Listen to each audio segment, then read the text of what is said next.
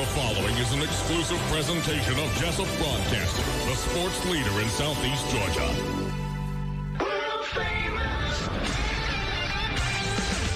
The world famous Butch and Bob Show. All right, 2 minutes after 8 o'clock, Big Dog Country Radio, WIFO, 105.5 FM in Jessup. World famous Butch and Bob Show for this Monday morning, the 15th day of March. The Ides of March.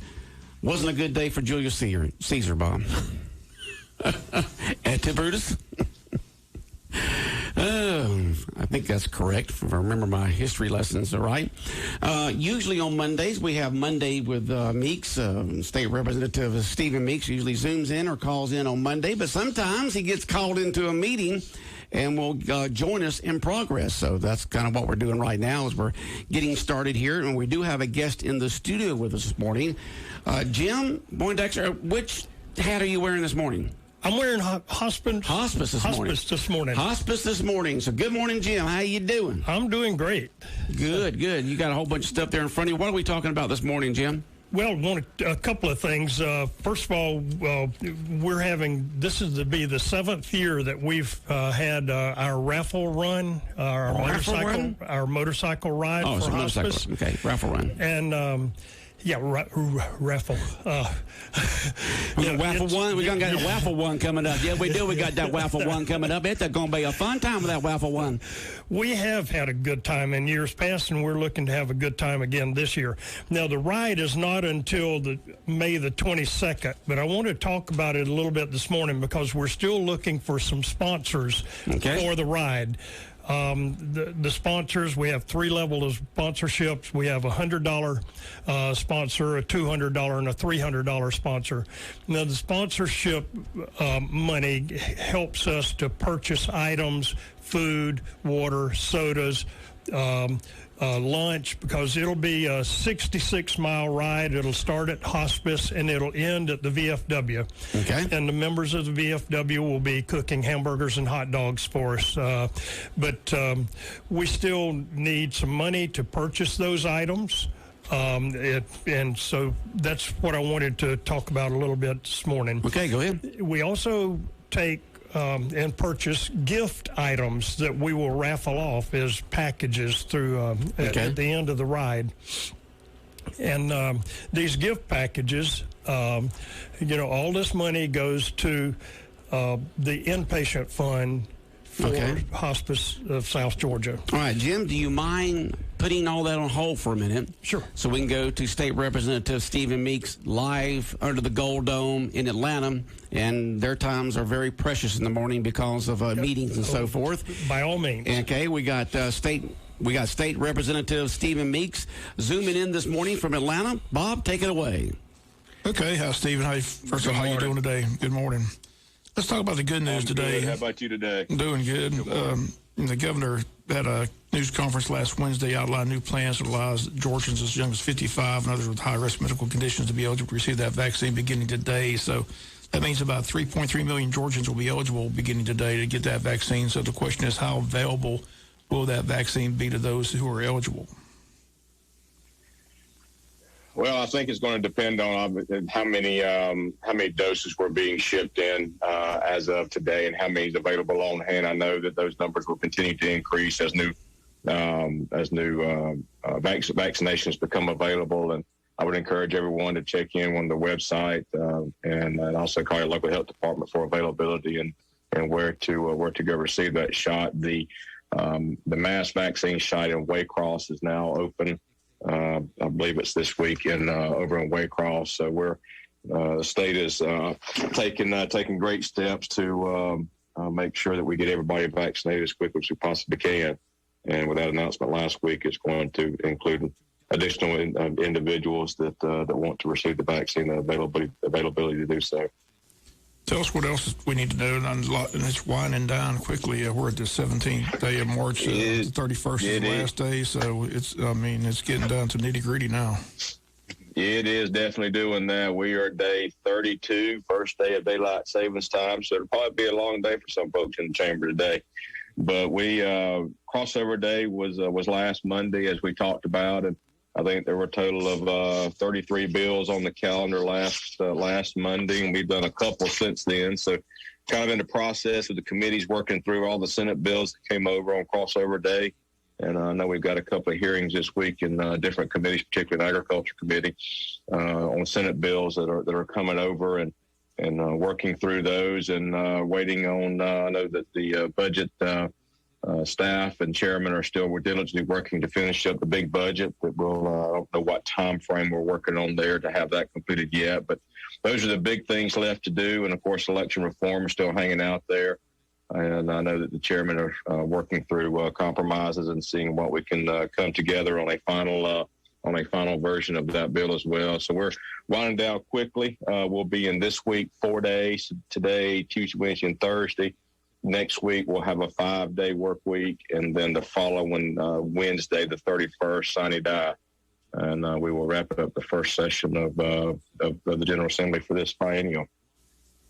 State Representative Bill Werkheiser mentioned that you got a couple of bills passed involving tractors or things, something like that. Tell us about that. Well, I did. We've over the past 2 years, particularly over in western side of the state, we've had some instances with tractors on the highways, and there's not anything in the code dealing with that. Particularly as farm equipment gets bigger, roads are not getting any wider. Lane of travel on the highway is 12 feet. They head on a 6-row peanut picker is 19 feet. So what we did is drafted some legislation, particularly in especially in areas where farm equipment cannot get off the road due to a bridge or a guardrail. It gives that farm equipment the right of way till it can safely pass and then get off the road and allow for oncoming traffic to then pass. You know, as we get into our planting season this time of year, tractors are moving up and down the highways, and tractor operators are always diligent and observant of traffic around them because of the size of the equipment. And you know, we yield the road and yield to traffic as we're approaching them and getting off the road and let folks come around us. Obviously, we're slow moving vehicles, but we do what we need to do. I believe in making sure that you know, taking safety for all traffic on the highway. You know, as we begin to move around, but that also means that, you know, other motorists are hopefully are paying attention as well. Again, these tractors are large, particularly when we put planting rigs on them and sprayers moving up and down the road. So we've all got to make sure we're sharing the road together. But we added that in there to give the tractor some right of way, particularly when they cannot get off the road due to a bridge or a guardrail or other impediment that till they can safely pass and then, you know, get off the roadway to allow the motorists to drive to get by. So that's what that one does. I got you. How about your comments on the budget? You know, where's that stand?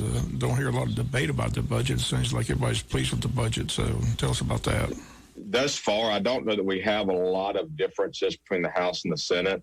I know that I talked with Chairman Tiller yesterday, and they're still working diligently on getting that done. I would expect it to be pretty soon. I didn't ask him a time frame on when they would be done with it. But I don't, you know, going back to the supplemental and even what we knew of this one, I don't know that there's a lot of difference in it.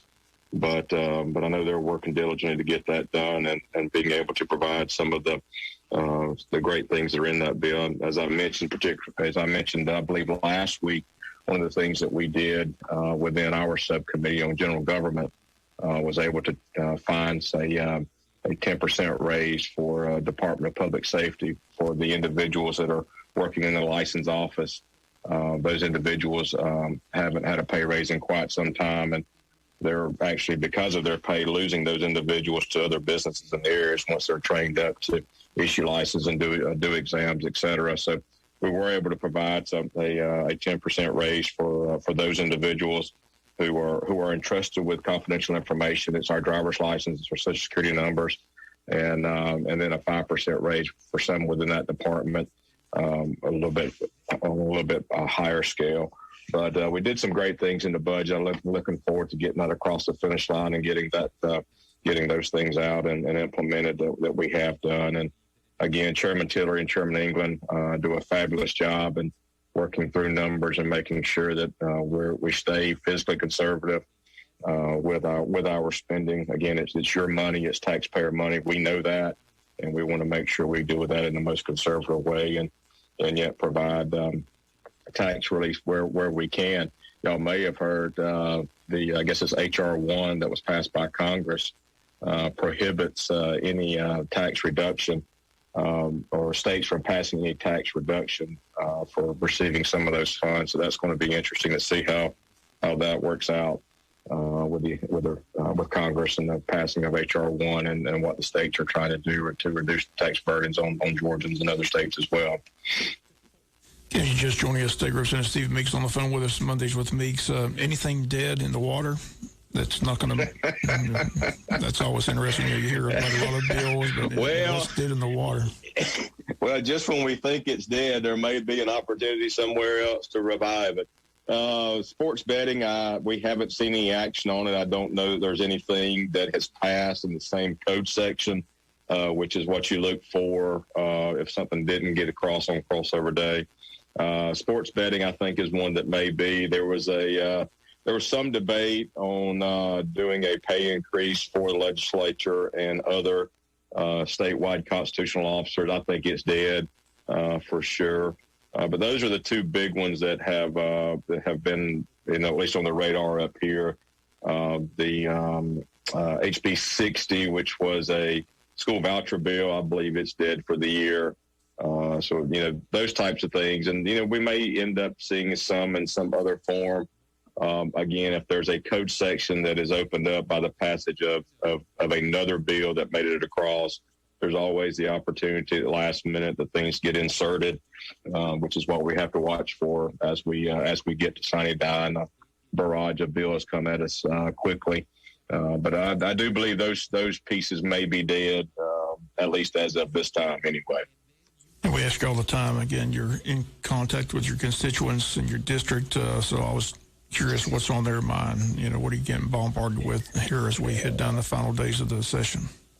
Election reform, and apparently there's been a lot of conversation on Constitution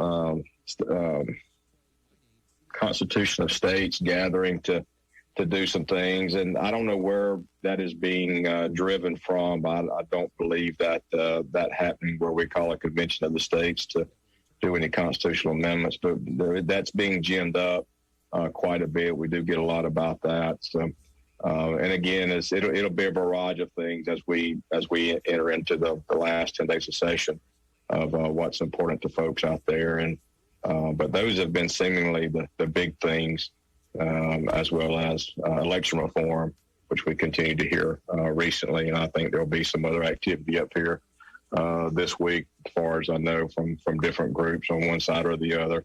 But those are the big things, and encourage the listeners to call me and let me know your opinion of those as we enter the last couple of days or last 2 weeks of session. Office number here in Atlanta is 404-656-0178. And, of course, my cell number at 912-207-0813.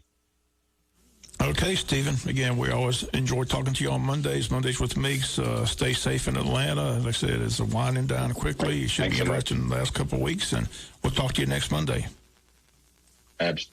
Absolutely. Thank y'all so much for your time. Appreciate y'all. Have a good day. All right. Thank you, Stephen.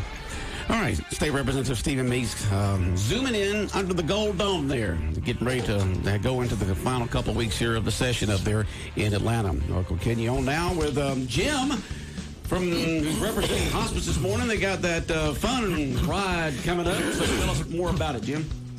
Yeah, well, Hospice of South Georgia does the, we were doing an annual ride until last year. We had to back off for the virus, and but we got permission to go ahead and do it again. This is our 7th year. It's May the 22nd. I wanted to get the word out there so people can get it on their calendar, all these bike riders around that can get it on their calendar. But also, we're looking for sponsors for it. And as I had mentioned earlier, we have 3 levels of sponsorship. We have a $100 sponsorship, a $200 sponsorship, and a $300 sponsorship. And the sponsor money helps us to cover our cost for the event. Okay. The ride will begin at Hospice of South Georgia. They're on Sunset Boulevard. And it's a 65-mile ride. It will end at the VFW, where we'll have lunch. And we provide the lunch. The lunch is free. We'll have some breakfast items before they leave, some little light snacks and stuff. And in years past, we've had a great ride. It's been a lot of fun. And the folks at the VFW have told us that they will cook the meal for us at the end of the ride. So it'll be a great day. And once again, the date on this is May the 22nd. May the 22nd, and anyone can enter this ride. Mm-hmm. I'm sorry? Anyone can enter the ride? Anybody that's got a motorcycle. As long as you got a bike, got a motorcycle. That's it. You can ride. And but it is a lot of fun. It is a good route, good roads, not a lot of traffic, great scenery. Were there any stops other than the VFW on the ride? We will stop halfway for a little break to let people get off, stretch their legs a little bit. It's about halfway through the ride. Okay. So, all right. And so you said that you need sponsors. How can folks go about? I guess main thing you need is to pay for the meal and things of that sort, or does the VFW provide the meals? What do you need sponsors for? No, we provide the meal. VFW is going provides to the cook, meal. Yeah, they're going to cook the hamburgers and hot dogs for us, and but we'll provide the meals. And so we're looking for sponsors for that, but also for donations of gift items that we will have packages set up to raffle off. Oh, okay. At the end of the raffle ride, off some prize prizes. packages. Okay. Yeah. And but remember, these guys are riding on a motorcycle, so large items. I don't think I'm gonna fit that recliner in my bags in the back. However, if it is a large item, I'm sure that the folks at Hospice would take it back and let them pick it up later on. But I did want to get that out. If you want to sponsor, please give Hospice of South Georgia a call at 588-0080 and talk with Carrie Starlings or Caleb Popple. Or leave message for me, and I will call you back, and one of us will get out there. All right. The other thing I wanted to do is invite everybody to come out to Hospice of South Georgia this coming Friday, 2 p.m. We're doing a flag raising and dedication to Hospice. This is a group of people that have done this in the past for various veterans, and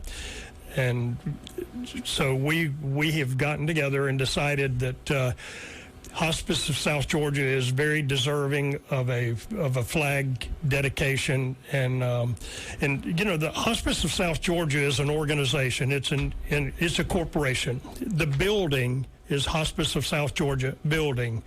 The real Hospice of South Georgia are the staff. They're the ones that actually make it what it is. And I remember when my mom had to be in hospice and the months that they took care of her, I couldn't have done it without them. So the dedication will be to the staff, past, present, and future, of Hospice of South Georgia. Okay. And that's going to be at 2 p.m. This Friday. This coming Friday. So if you can make it out there, great. We'd love to see you out there. So. Okay. Anything else, Jim? That's it. That is it. Mm-hmm. All right. Well, Bob and I got about 8 more minutes to talk, and you can mosey on and go do what you need to do today, Jim. Well, not very much. I'm retired. Remember, I'm volunteering for Hospice. You're volunteering for Hospice? So you don't have much more to do? No tennis today or anything? I do. I'm going to play tennis right after I leave here. See, you got some fun stuff to go do. Here he is, 85 years old. He's still playing. No, not 85. 75. 75. That was off that decade. Still playing tennis. Almost 75. It's hard to believe. You don't look 75 almost. All right, take care. All right, thank you. All right, Big Dog Country Radio, WIFO. KFO 105.5 FM in Jessup. We continue on with the world-famous Butch and Bob Show. Well, Bob, any surprises in the NCAA tournament bracket that you see or don't see? No, not really. Good to see Tech win the ACC, but Yeah. they kind of got they had a bye, then a bye, then a win, then a bye, then a win. So, Yeah. with the COVID thing, Virginia couldn't get in there, so kind of sad, but they're in the tournament. So, and Tech won their ACC tournament first time they're in the bracket since 2010. So, Who would have think the winner of the ACC would be placed in ninth? ACC is down this year. Really down. You don't have Duke in there. In the SEC, you don't have Kentucky in there. And but it ought to be an exciting tournament. No matter who's in there, it's always a lot of fun. it'll be, it's interesting how they're doing it now, starting Thursday, they're not waiting until Friday. So the first games are Friday. It's Friday, Saturday, Sunday, Monday, the first round. Okay, they're not doing those little preliminary games on Wednesday or Thursday like they normally do? A couple of preliminary games on when those are, but Okay. the tournament itself starts on Friday, on Thursday. So Okay. Well, sounds good. Well, that was an interesting and exciting TPC down in Ponte Vedra over the weekend. Thomas won by a couple of strokes. That second place was all crammed up there until that last putt was made there. Justin Thomas came from behind, shot extremely well on Sunday. So nice to see him win that event. First time he's ever won the TPC. So Where's Thomas from? Do you know? I'm not sure either. I didn't know if he had any local ties around the South area anywhere. Don't remember college or anything like that. Okay, well, it was a great tournament. Beautiful weather. I mean, you couldn't ask for more perfect weather down there in Jacksonville this past weekend.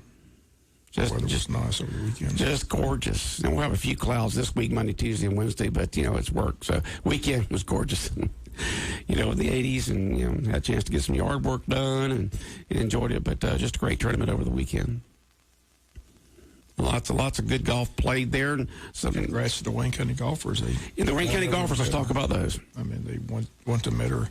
Some are saying it's the first time they ever won that tournament over Metter. Metter had a kid signed with Georgia Southern already, shot a 65 for the low score today, but Wayne County team total beat Metter by 3 strokes. So Great. Congrats to the Wayne County high school golfers. Continue to shine, playing extremely well. Those freshmen and sophomore are doing good. They can play. They can Talented. play. And the Wayne County High School baseball team defeated the rival there, Appleton County, 4-3 on Friday, right? Yeah, that was a big game, good game. Good crowd on hand for that game. All right, and they'll be back with another over one county overboard award coming up tomorrow, right? Tomorrow night, hopefully the weatherman will cooperate. Yeah, 40% chance. That's not too bad. We'll see. It's kind of more overcast than anything else, but hopefully it'll work out fine. It's 20% tomorrow, isn't it? Yeah, 20% tomorrow. 20% tomorrow, and then 40% on Wednesday. So tomorrow shouldn't be too bad. Good. Yeah, just kind of overcast, but, keeps the sun out of your eyes, right? Is your body getting used to this daylight savings time? It's 8:30 when our bodies thinks it's 7:30.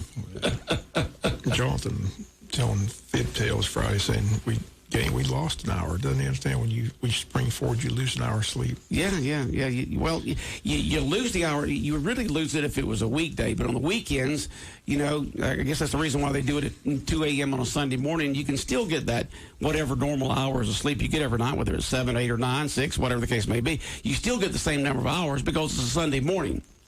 Even if you go to church, that's not until a little bit later. I'm not complaining. More daylight in the afternoon, so I like it. You like it more daylight in the afternoon? Yeah. See, today's sunrise was at 7:36, and sunset is at 7:30. Sunrise at 7:36, sunset at 7:36. So 12 hours of cloudy sunshine today. And then each morning we'll get, today was 7:36 for sunrise. Tomorrow will be 7:35, and then 7:34, and then it goes the other way on the sunset side. We get an extra minute of sunshine just about every single day. So we pick up 1 to 2 minutes of extra sunshine every single day as each day goes by. I caught up. I got a good nap yesterday watching the golf. So you napped during the golf, huh? I got my hour sleep back. But the body's still on that standard time. So our bodies are still thinking it's almost 7:30. Well, it's really almost 8:30. It's 8:26 right now. So it'll get us maybe a couple of weeks for our bodies to get in tune. Even though we still may go to bed at the same time, get up at the same time, our bodies has to get used to that change. maybe they'll keep it. They keep Well, it. Congress has to do that, remember? For that, the Congress will have to pass something for it to be daylight savings time year-round. Now, if a state wants to stay standard time all year long, like a couple of states, you can. But you can't keep it daylight savings time all year long. That's a federal thing there. We'll wait to see Buddy Carter when he gets here. You know, some people like it one way, some the other. So it'll be interesting to see how this all turns out as time goes by. You know, sometimes it's not as safe in the morning to be so dark early in the morning because of people going to work and school, and the kids standing there at the bus stops and all that kind of stuff. And then, but as we get into later in the semester here, it'll be a little lighter in the mornings as each day goes by. A lot of people like that extra hour of sunshine in the afternoon when they get off work. I definitely do. But you go out there and you look, and you really don't see anybody outside. Hardly. You know, you look around and you don't see, you know, it's just amazing how many people stay inside no matter what. You know, if you're not outside doing outdoor activities, why could you care less whether you have an extra hour of sunshine in the afternoons or not if you're indoors? It doesn't matter. Now, if you're a type of person who does things outside and you want to go do things outside after work and, you know, that kind of stuff, then great. But if you're indoors all the time, why do you need that extra hour of sunshine? You're still under artificial light. Yeah. It doesn't matter. So, you know, use that extra hour of sunshine in the afternoon and get outside and do some outdoor activities. Walk, jog, run, walk your dog, you know. Go do something, you know, do yard work, whatever the case may be. But if you want that extra hour of sunshine, then use it. Get outside and do something. If not, what does it matter? Big Dog Country Radio, WIFO, 105.5 FM in Jessup. So you're going to a meeting this morning, is that correct? Yeah, the grievance hearing starts at 9:30. So Grievance hearing for? Former Police Chief Mike Lane. Okay, so that's this morning, and you'll be reporting on that and have on the local news tomorrow morning what happens at this grievance hearing. So it ought to be interesting. Should be entertaining, that's for sure. Yeah, it's been, you know, he was, you know, let go by the city, and now he wants a grievance hearing. He has his side he wants to present, and he wants to do it during a grievance hearing. So it ought to be interesting. We'll have a full report tomorrow. Yes, we will. We'll be there. All right. Anything else on your mind this morning, Bob, as you're on the world-famous Butch and Bob Show on this Monday morning? Everybody expected Drew Brees to retire. He made it official yesterday. Had his kids make the announcement, but Isn't that that was something? pretty much expected. But, you know, Clay Travis made a good point. He said it's hard to find one athlete who meant more to not just a team but a city than Drew Brees with all the money he donated after Hurricane Katrina. Well, that was the first year that he was there was in 2005. That's the first year he got signed was the year Katrina hit. That man has poured millions and millions and millions of dollars of his own money into that city. Yeah. You know, so he's truly loved in New Orleans. So Yes, he is. I'm sure in 5 years he'll be walking into the Hall of Fame in Canada. Oh, there's no doubt about that. He's got the most passing yards of any quarterback, about 82,000. Brady should pass it sometime later in the season, this next season, in the 2021 season. He should pass Brees. But right now, Brees, more passing yards than any other quarterback in history. Just a class act. Yes, he is. Got a good family life going there. He'll be working with NBC as an analyst for their broadcasts. Right. He's already got his next career already lined up. So Already ready to go. And he gives hope to the short quarterbacks out there. He's only like 5'11", 6 foot, somewhere in that area. So all the quarterbacks out there who are not 6'3", 6'4", 6'5", they got hope because they can look at Drew Brees. You got 3 young quarterbacks in the NFL right now that are about that height. And he's kind of opened the door for them. People took a chance on him. Anything else, Bob? All right. I know that you got to get to that meeting, so you take care and have a good day. All right. The world-famous Butch and Bob Show brought to you by First Southern Bank, Damon's Famous Fingers and Wings, O'Quinn and Associates, Country Financial, and Murphy Builder Supply. The world famous Butch and Bob Show.